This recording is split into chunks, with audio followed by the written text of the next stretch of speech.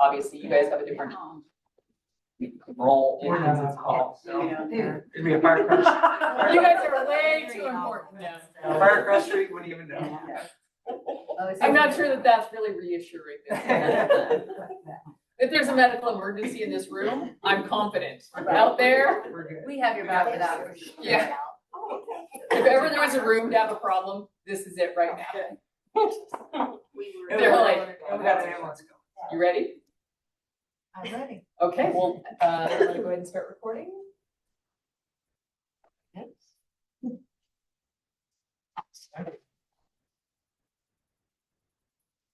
Okay, we'll get with the June 2025 meeting of the Fallbrook Regional Health District and call this meeting to order. Could I get a roll call, please? Absolutely. Director Salmon. Here. Director Acosta. Present. Director Canseco. Here. Director DeVito. Here. Thank you. We have quorum. And let's stand for the pledge of allegiance. Ready? Begin. I pledge allegiance to the flag of the United States of America and to the republic for which it stands, one nation, under God, indivisible, with liberty and justice for all. Can I get a motion to approve the agenda? So moved. I'll second. Director DeVito. Aye. Director Canseco. Aye. Director Acosta. Aye. Director Salmon. Aye. Thank you. Okay, and at this time, we'll open up for public comments. Do we have any blue cards from the public? No. No public comments in the room, Okay. none on Zoom, and we didn't receive anything via the hello@Fallbrook Health email. And you'll see that Alex is joining us via Zoom today. Public is welcome to offer comments at any time regarding any agenda items. Just raise your hand and we'll recognize you. Okay. So we'll move on to D on our agenda, which is we have a couple of presentations. First presentation being Angela Leonardo. No, she actually isn't here yet. Is not, okay. So, So let's move on to the North County Fire Protection Board. And then tell us all about our ambulance, Deputy Chief Brian McMillan. Mary Martin. Sounds good. Is there a good place to stand? Actually, if you stand kind of at the edge of the Angle here. screen right up here, it will still usually pick you up a little bit. I'll go this side then. Okay, perfect. I can have a look now. And if you like, I don't know if we have a little clicker or anything. I'm your clicker. You're the clicker, okay, She's sounds the good. official next. All right. How good is that picture? Yeah, That's amazing. Really good. It was like right after the rains when everything's all pretty and shiny. So again, my name is Brian McMillan. I'm the Deputy Fire Chief of Operations. And this is my partner in crime. I'll let her introduce herself. So I'm Mary Murphy. I'm the Medical Services Officer for North County. So we oversee administratively the emergency medical portion of the North County Fire Protection District. So we'll go to the next slide. So for those of you who don't know, oh, it's okay. I am your clicker. There we go. Our community is built out of basically three communities. We have the Fallbrook, Bonsall, and Rainbow communities, all together around 55,000 residents. We have 5 fire stations that are spread out throughout those 3 communities. We don't have the biggest population out of the North Zone, but we actually have the biggest square mileage of any other department, including Oceanside, Vista, San Marcos, all of them. So we got to cover the most ground. But just for us, our community is just more rural and spread out. So, all right, I'll let Mary take the next one. Okay, so I'm just going to cover some of the basics for you, for people who don't understand how this works, maybe understand how it works. So all of our ambulances and the one that's coming here now are what we call advanced life support, or ALS, right? We have had basic life support or BLS unit before. We don't currently have one in service. But and so what that means is currently we have one paramedic and one EMT on the ambulance. Generally, those employees are what we call a single role, meaning they're not firefighters. Okay. And they become the people who provide the care to the 55,000 residents we talked about earlier. We are very limited in where we can take those patients. Part of what's wrong with the health system in California is we as ALS responders can only take you to an ER, right? Can't take you to a doctor's office, can't take you to an urgent care, because if we do that, it's out of our scope of practice, and then we don't get paid. And so that's why we have to go to the ER, which then creates that unfortunate bottleneck of everybody going to the ER for their healthcare. We currently have what's called exclusive rights for the ambulance service here. So we solely own the service area, meaning that we can't have somebody come in from outside and bid and try and privatize the service. It remains with the fire service. What is challenges with patients to access their PCP? Oh, primary care. So yeah, look, we're in a situation where sometimes we are the primary care, right? So people who either don't call or don't have insurance, and we'll talk about insurance a little tiny bit, in terms of they may not have a regular doctor they can go to, or they call and they can't get in. They can't get an appointment. Currently, we service 4 different types of clients. So we have our Medi-Cal patients, which are those that are under a specific means test. They're generally the lower economic status people, and you have to have a means test for that. And if you are approved for Medi-Cal, then Medi-Cal pays your ambulance bill, and you cannot fiscally go after the individual for the deficit between what Medi-Cal paid us and what we actually charge. And there used to be a massive chasm between the two. So Medi-Cal used to pay $118 on the $2,500 we bill. It's gotten much better. Right now we're up to $1,100, but we're still not getting dollar for dollar. And then the next group, which is our largest group, is our Medicare. So that's people over the age of 65, anybody who's got a disability or has a developmental issue, and that depends on what supplemental insurance they have, how much they pay, and then we do bill back on the patient. And then the rest of them are private insurance, which are our smallest group. You would think that, a lot of working families, private insurance is actually quite small, in about the teens, and then the rest of it is what we would call self-pay, which generally is no pay. And then we are currently struggling, and we're going to talk about our utilization in a minute. Our biggest issue here is our offload times. So in no world generally do we drive into an ER, say, here's your patient, and they say, thanks, and we drive away. Usually it's anywhere from, if we're lucky, a half an hour that we wait, up to 3 and 4 hours sometimes. They don't have the staff to take the patient. Maybe don't have a bed to put the patient in. So that means that our crews are standing at the hospital really as an extension of the staffing for the emergency room. And that can be very challenging, both for us trying to estimate what we need in terms of resources for Fallbrook, but also in terms of the crews themselves, maybe not getting a meal break, spending a long time in the ER, not getting back to the station for hours and hours on end.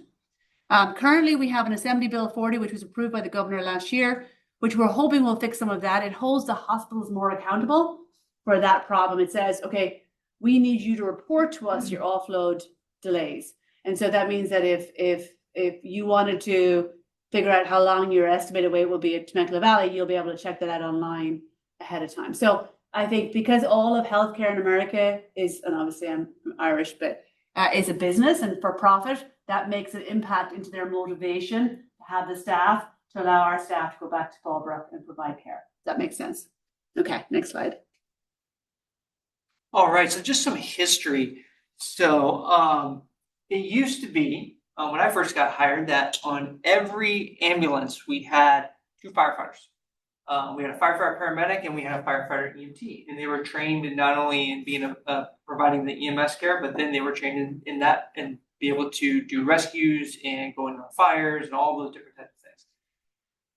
Over the years, as as revenues and budgets and things are getting so much more expensive, and then call volume goes up, those ambulances were not available to go to those fire calls anymore. They're really only going back and forth from the hospital, and there's really not a need to have firefighters on ambulances anymore, let alone the additional cost that comes from being what we call a safety employee, and the safety employee is a firefighter employee.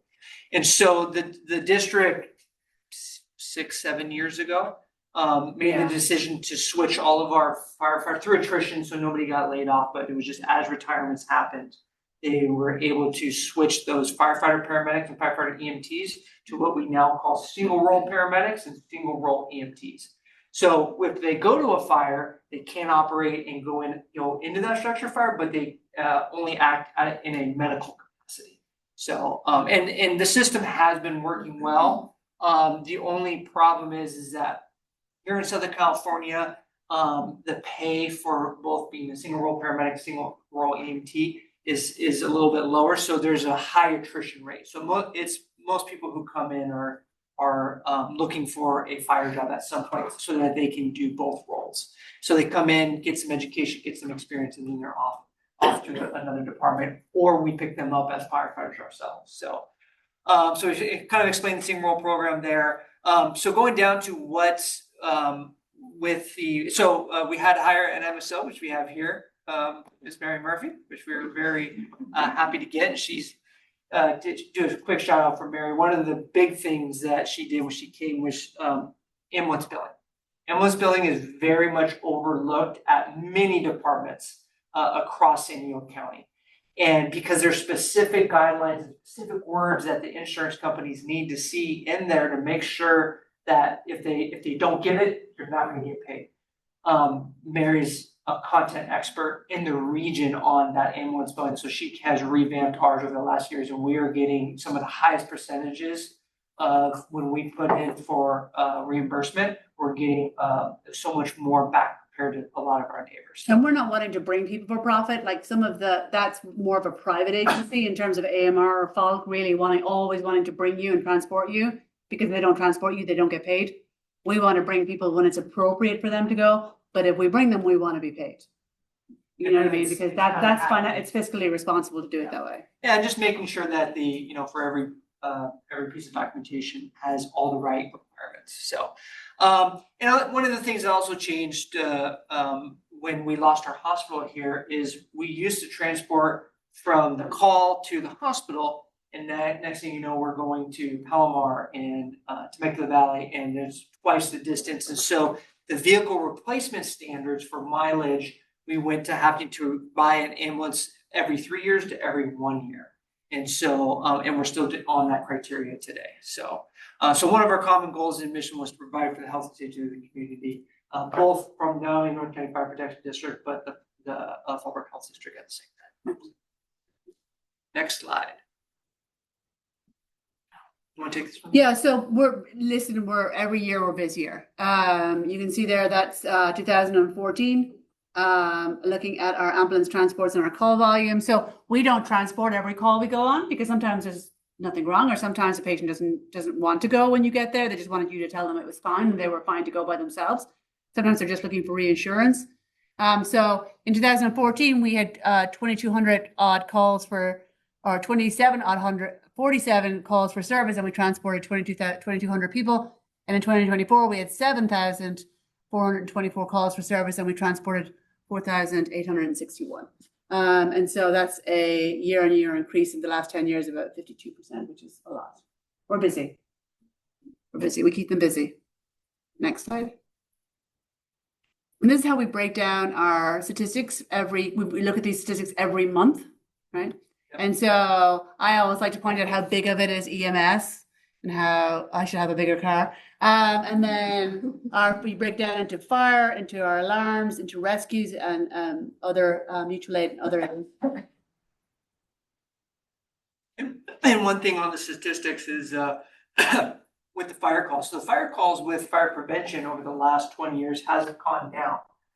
But what's interesting is that when we do get a structure fire or a vegetation fire, they're actually burning hotter and more dangerous. The structure 5 is mainly due to the difference in the way that things are made.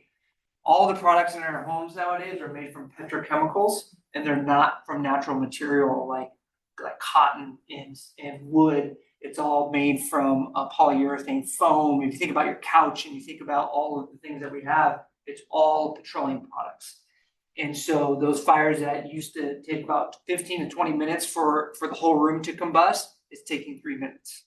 And we don't have as many of them because of good fire prevention, smoke alarms and fire sprinkler systems. So that's a good thing, but it makes those times that we do have them that much more dangerous. So. We're pairing this with Candy's Apple Watch. All right, so let me talk about unit hour utilization a little bit here. So unit hour utilization is time spent on task. Am I gonna hit cancel here?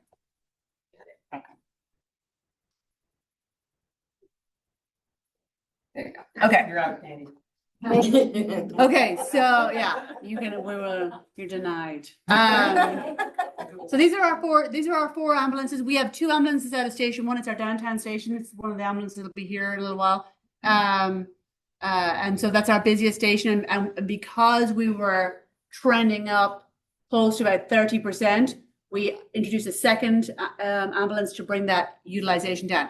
Now, it sounds low, right? It sounds like you're only working as on a call 22% of the time. Well, what are you doing 78% of the time, right? While you're doing chores at the station, you're doing public education, you're training. And so and because we are a 48-hour shift, we have to be very conscientious about the time they spend on calls, how much they sleep, how much sleep deprivation we're dealing with. So it's really important that we keep an eye on those numbers. And so we're right about now where we should be. But if it starts to trend up, then we need to have a real big conversation about what we're going to do in terms of service we're providing. And a lot of that, again, comes back to time spent at the hospital. They might not be running as many calls, but they're spending longer at the hospital. We're wrapping it up here. We got a few more slides, but I will say to this is a healthy UHU. Yeah. This is what fire departments should be striving for. Some of our other neighbors, they're upwards of 30 to 40%, and what happens is those crews are not getting the rest that they need to be able to perform their duties, and they're working multiple days in a row. The only way you should be in the 30s is if you're working a 12-hour shift. So the likes of AMR and FOG, they want to be 30, 35%. That's a max. Nobody wants to be near to 50.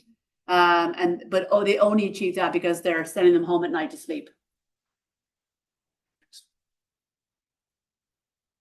Okay, so this real quick, this just shows a breakdown of where we take our patients. 50% go to Temecula Valley, 40% Palomar Medical, and about 10% to Tri-City, and some other specialty hospitals. We'll take children's to children's. If it's a child that needs to go to children's hospital, we won't take it to Temecula because it's going to end up going to children's anyway. We'll go directly to children's. All right, so this was just the transport times that we talked about that have basically doubled when Fallbrook Hospital went away. Okay, so this year NCF operates 4 ambulances, kind of what we talked about with the UHU. Each of our ambulances travel an average of 50,000 miles per year. And we have NFPA standards which basically dictate that, saying once an ambulance gets to 150,000 miles on it, that it has to be put into reserve status and can only be in reserve status for a certain amount of time. So that's why we are constrained with having to buy that ambulance every year, and we don't push it past that mileage. So we added Medic 110, our second ambulance, and we're still on track to get those 3 ambulances. I'm sorry, that ambulance every year. This is just some staffing numbers here. All ambulances are staffed with our single role paramedic and EMT. We currently have 24 single role personnel staff, so 12 full-time paramedics and 12 full-time EMTs. We average about 17 new hires a year. So they're constantly coming in and out and going to medic school. Our EMTs go to medic school, and some of our medics go to fire academy, which we support. And then they get hired someplace else. And of the last, I think 15 firefighters we've hired, 14 have been our own single roles. So that's a huge benefit to us because we know who they are before we hire them. We know how good of medics they are. It improves quality of the care that we can provide on the engines for sure. But it's a slog to get to be constantly staffing. Yeah, tough. Right, okay, this is the ambulance we're about ready to go see. Yeah. So. And Tommy said, and I quote, I try to wash it, but I've been running calls. Oh. You know what? That's fine. So board, Madam Chair today, if you don't mind, I say we'll do a quick hold on before we go to the next presentation. And we'll do a quick photo in front of that so that the ambulance can get back in service. That's good. Thank you. Yeah, So- we really appreciate the partnership. Yes. So, board, if you want to head outside real quick. Actually, it's up to the board if they want to invite the public to stand in front of the. So anyone who'd like to be in front of the ambulance or in the picture. See, somebody else thinks it's cool. It's not just.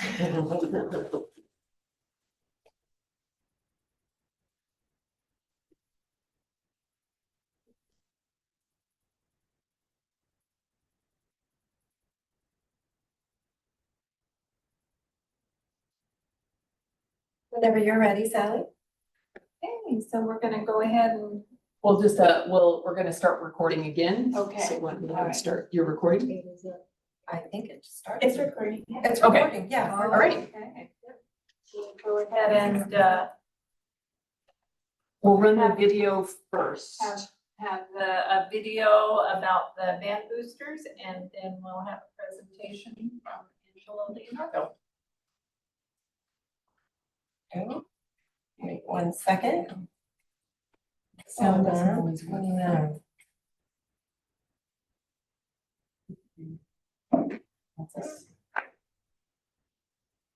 Sometimes sound doesn't come through as loud when you're doing a YouTube from Zoom, so. Just bear with me 1 minute. I'm gonna get this going.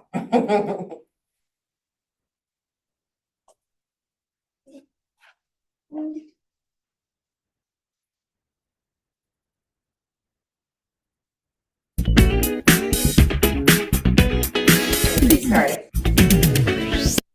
Big retailers don't want you to have this Zoom in. And a commercial, sorry about that.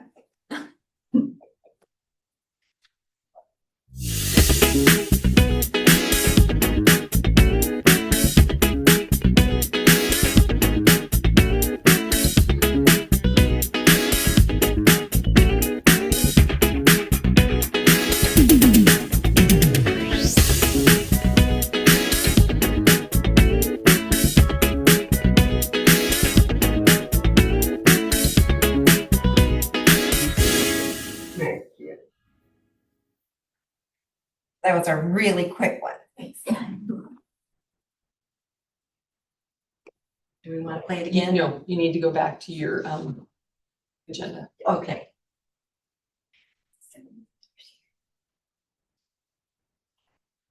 Okay. And Alex is like, All the big Alex is big on the screen right now. 1 second. I'm the star of the show. There we go. Back to my share. There you go. All the pieces and Thank parts. you, bearing with me. Okay, so Angela, do you want to just stand, introduce yourself and give a brief intro of who you are and why you're here? Yes, so my name is Angela Leonardo. I am the president, actually, today will be my last day as the president of the Fallbrook Band Boosters. I'll still be around. I'll be was nominated for second vice president for next year. We're just preparing new parent volunteers for the next fiscal year. So we'll still be around. That video was put together by one of our outgoing seniors, Emily. And she made a really quick video because she doesn't have a lot of time. She's going off to college. So, and they just graduated last week. So we said, please, can you do this for us? I know you're super busy. So hopefully next year we will be able to put together a presentation for you all. Hopefully we can have the kids will come in sooner than the towards the end of the year. And maybe we can organize a presentation with some of our musicians. And then this is my son Diego. He's like, great, I'm getting dragged. So this is Diego, and he, as you've seen, we had a very successful season.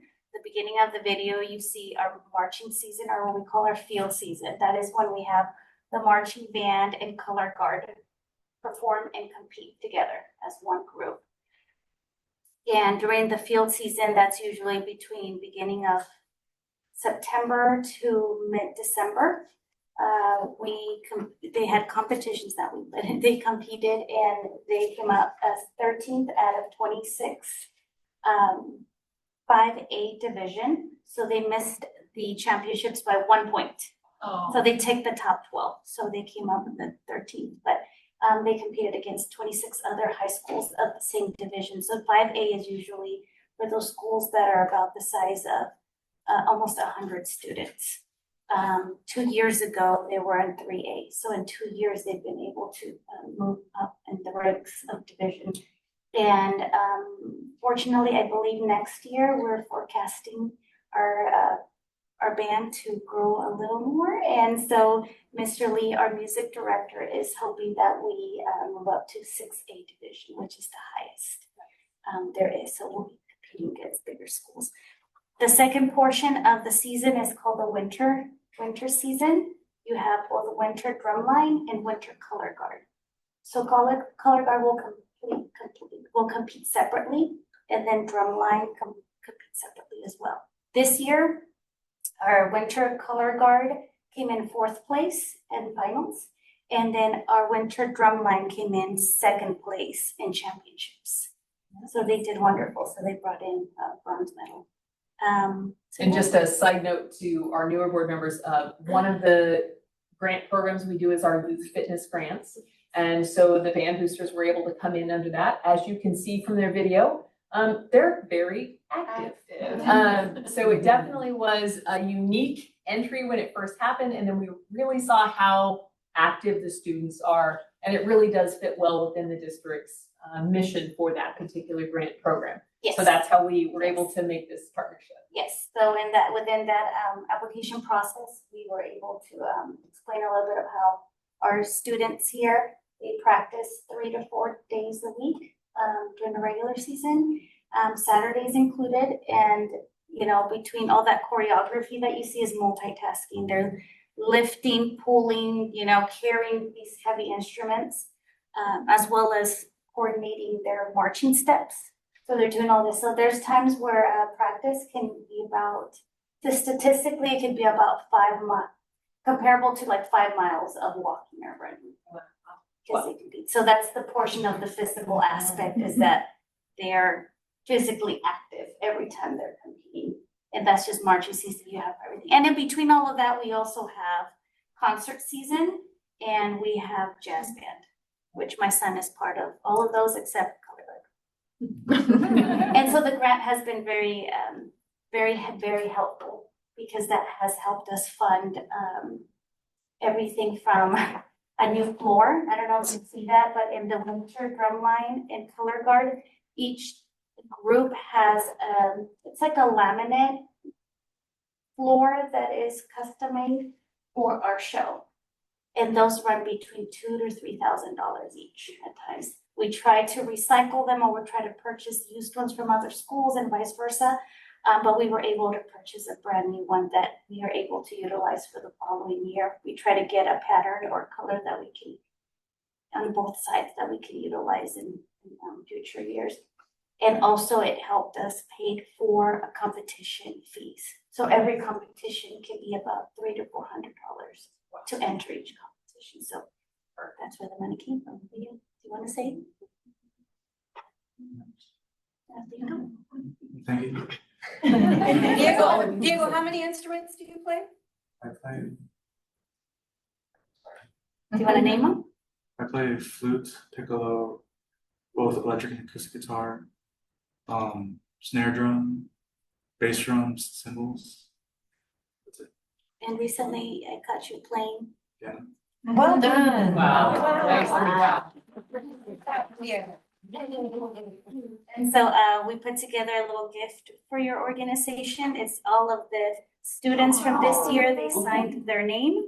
Well, this looks like a photo op. Yeah. So, if you don't mind, I'll stage you so I can get pictures. You know, we dig our social media too. So how about, if I can have the board kind of stand and move to the edge here? You're gonna be in the picture. Have you guys kind of just stand over here. And then have the board kind of center around you. He's like, I want to stay in the middle. Yes. Well, welcome to the big stage, right? All right, we'll get a quick couple of photos. Thanks, you guys. By allowing me to do this, you're giving me consent, right? Yes. All right, thank you for that. And vice versa, we can share. Good job.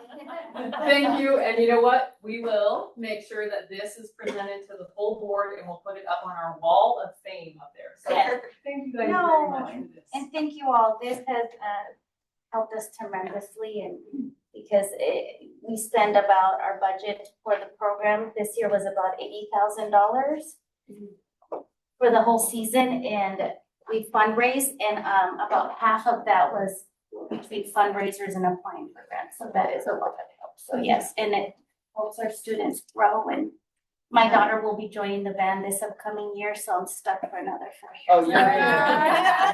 I'll be a familiar face, but. Perfect. Well, we look forward to, I believe that I usually open that grant window in August, I believe. August. So we'll see you in August. No worries, yes, and I really hope we'll plan to where we will invite you to our presentation, or we'll bring the presentation or performance to you if it's possible. I think that would probably be appreciated. We can do it out at the Community Health and Wellness Center where we have a lot more space. So we'll plan you on that. Yeah. Perfect. Yes. All right, thank you so guys much. for coming. You're welcome to stay for the meeting. Jacob's like, get me out of here. I didn't sign up for this. And leave, you'll miss the finance report. Yeah, I had him, well, he's on summer vacation, he's been painting our garage, so. Oh, plenty of work. He's like you said, a little fun. Yeah, perfect. Well, thank you again. Thank you so much. Thank you. That's great. Okay. Now you get to go to the super fun consent items. Okay, so, yeah, next on the agenda is consent items. Just want to ask the board members if anyone has a consent item that you would like to pull for further review. Yes, ma'am. Okay, I'd like to pull the finance report, okay, please. all right. Until about 3 months ago. Well, actually, before we do that, why don't we do a motion and approve the other consent items and then we'll go to your item. Does that work? It works for me. Are there any other consent items to pull before we approve the consent items as they stand? Could I have a motion to approve the remaining consent items? So moved. A second? A second. We, And now. And now- Director DeVito. aye. Director Canseco. Aye. Excuse me, Director Acosta. Aye. Director Salmon. Aye. Thank you. Okay, you have the floor, Director Solomon. Thank you. Until recently, we really just included the finance report as part of the consent. We the board decided that because the finances are very important to the public, we ought to do a little more than just consent to them. So that's what we're doing tonight. The Finance Committee met on June 4th. And one of its items was to review the fiscal year 24-25 audit engagement letter, which I hold in my hand. It's many pages. But Finance Committee would like to recommend that we approve the proposal from Nigro and Nigro, who we have used in the past for our annual audit. So I so move that we approve that contract. We have a second.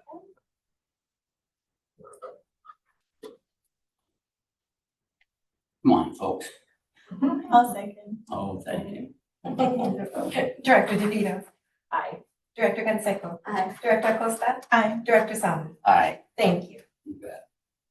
I'll just hit, I hope, the highlights. You can see I Literally highlighted these. Actually, I will only do some of those. But our balance sheet, first of all, the finances of the district are very good. The management does well in terms of both revenue and expenses. So our total assets are 13,520,000, a slight increase from the previous month. And our equity is $13,407,888. So we've got a lot of property and other assets. Our profit and loss summary for April. Our total income was $138,585. And year to date, our income was $2,614,743.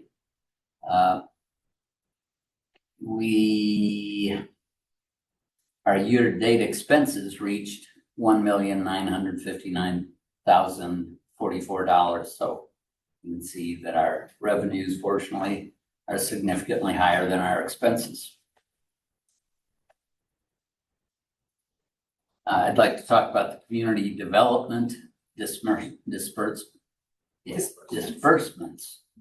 And from July through April, our project-related expenditures were $750,000.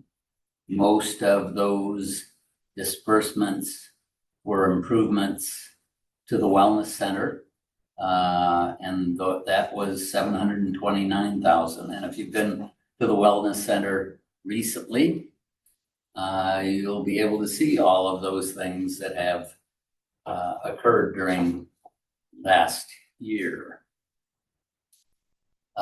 We have, I just comment on, we have a compliance report summary, which Susan Woodward helps us with, and her comments are that the district continues to balance its operations effectively, controlling costs and relying on tax revenue and investments.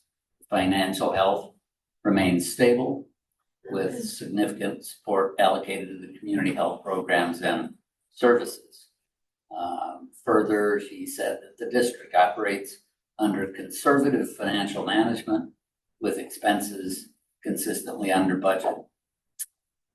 And unless there are questions, that's the end of my report. Okay, so we need to approve finance meeting minutes. I just like to make, I don't know if I need to do this now, but there's just a small edit on that item. Just a date. Just for next finance meeting number 5. You scroll down, it has 2024 instead of 2025 On the agenda? on that report. On the finance committee report. Okay. Yeah. Good catch. No, I don't, are you talking about the investment report? No, Yours? I'm Oh. talking about the minutes for finance committee meeting. Okay. Where it says the next finance meeting occurs on. Oh. Yeah, because my Yeah, title was also agenda. changed. It's super tiny, it's just like when we. On your agenda? Yes, we'll get that corrected. Thanks. Took all of us going, where are we looking? Can't find last year's date. We'll fix that. Does Yes. anybody have any questions about the report that Howard Selman gave? So then the motion is to approve the report with the amended correction of updating that date for the next meeting. So that's the motion that stands from Howard, and so we just need a second. I'll second. Okay. Director Salmon, Aye. Director Acosta, Aye. Director Canseco, Aye. Director DeVito. Okay. So now we'll move on to discussion items, section F.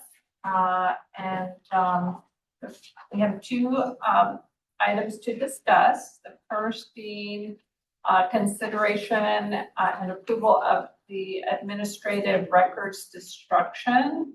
I'm going to turn it over to Rachel to give us the background on that. Thank you. As part of our ongoing cleanup of historical pieces of paper, this is basically a requirement. So as the district is destroying or shredding or throwing away district records, we make sure that it falls within our record retention policy. Whenever we do that, you'll see that there's a fairly long list with some details of what those items are. You'll find that everything is well past the year it either should have been shredded or thrown away. Other documents are typically archived as well electronically through the server as well.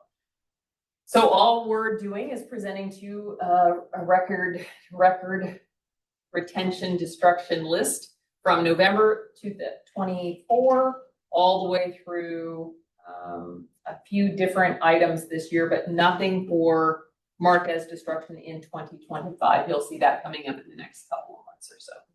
So we just need approval from the board to go ahead and get rid of those old documents. Do I have a motion to approve the destruction of records?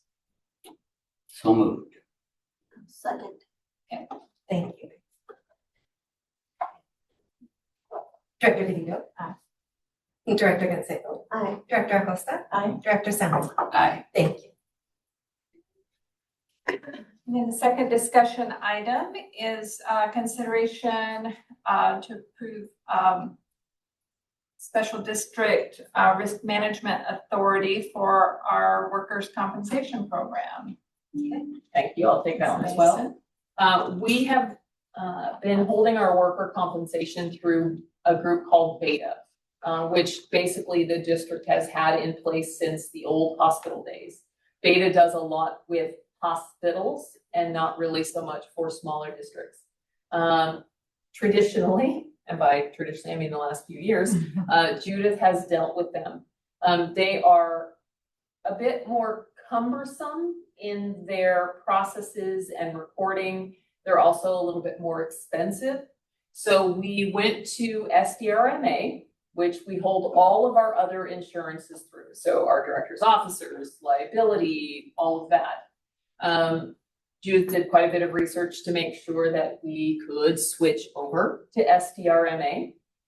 They can offer us a little bit better price, and their process is much more streamlined, which means not only will we save some money on the cost of our work comp insurance, we'll save time and money by Judith not having to be yelling in her office at her laptop because the filing process for Beta has not been fun.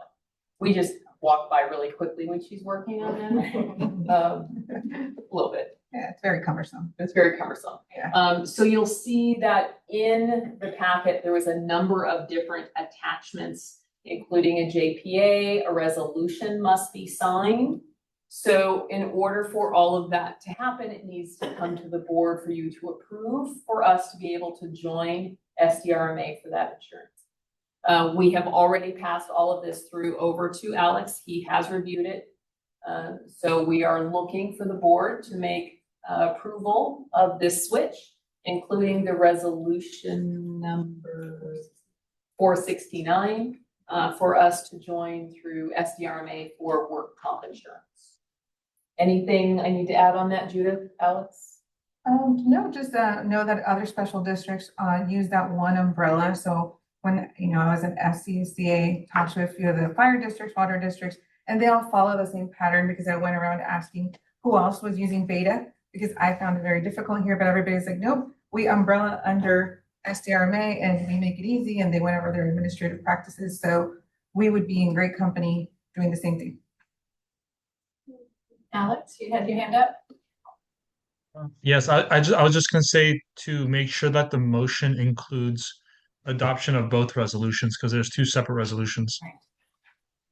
Right, there's a resolution that is from SDRMA and a district numbered resolution as well. So you'd be approving two different resolutions for our adoption of SDRMA for that program. Thanks, Alex. With that clarification, do I have a motion? Can I ask a question for Alex? Are they supposed to be numbered separately, or is it the same number that these two resolutions share?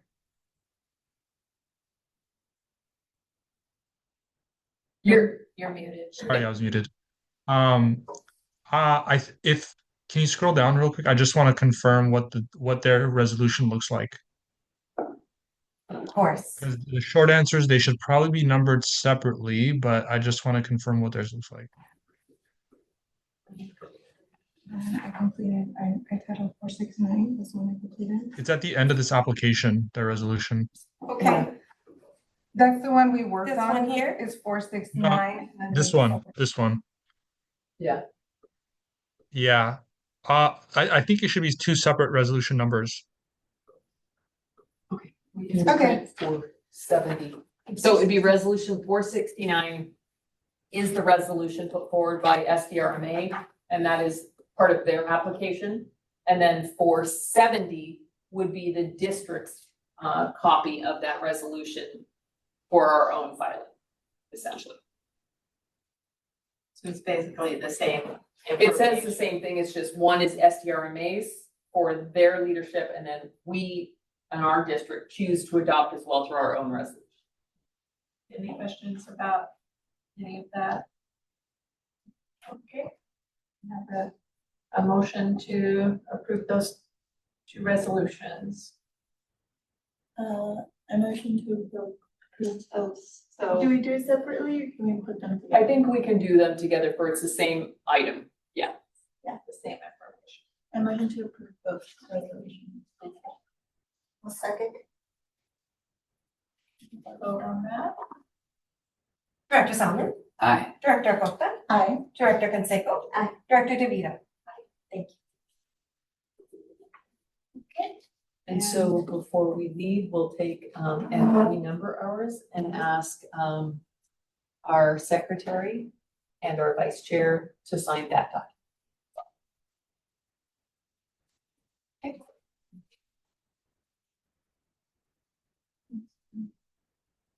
Can it only be the chair?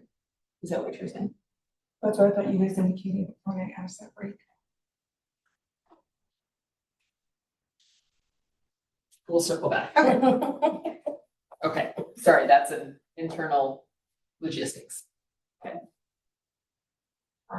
Okay, any other comments from the board?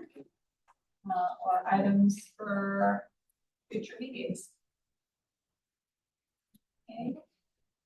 We have some upcoming events. Our committee calendar is in the agenda there, and I invite the public to take a look at the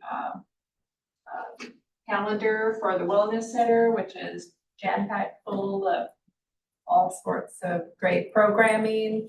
And also just a note that the district offices will be closed on June 19th in celebration of Juneteenth. And no other comments? We'll Nicely done, Madam Vice Chair. Natural. You are. Oh. It's like, Too cold. stop here.